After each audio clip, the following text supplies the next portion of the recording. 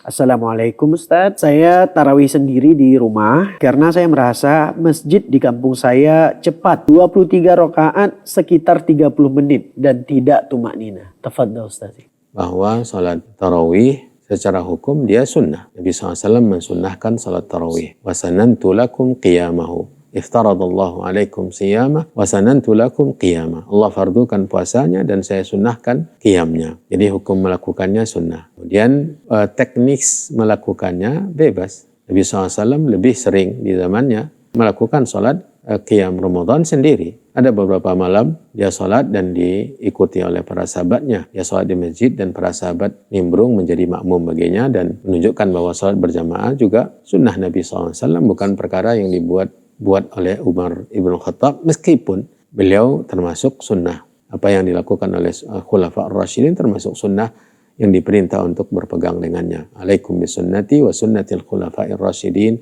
al-Mahdiyyin min ba'di. Jadi bila kita merasa bahwa melakukan salat berjamaah di masjid yang imamnya bacaannya bagus, pemakninannya luar biasa, bacaannya juga panjang, mendekati tuntunan yang dilakukan Rasulullah SAW, maka lakukan salat berjamaah. Bila memang tidak demikian, seperti yang tadi diceritakan, tidak terasa nyaman, tidak merasa tenang, tidak hadir kekhusyukan, lalu melakukan salat sendiri, maka ini juga tidak mengapa dan bahkan lebih utama, karena ibadah kita ini dinilainya untuk masing-masing kita, bukan untuk secara kolektif, secara bersama. Kecuali kalau seandainya berjamaahnya itu menambahkan ketenangan, maka salat berjamaah tentu lebih utama.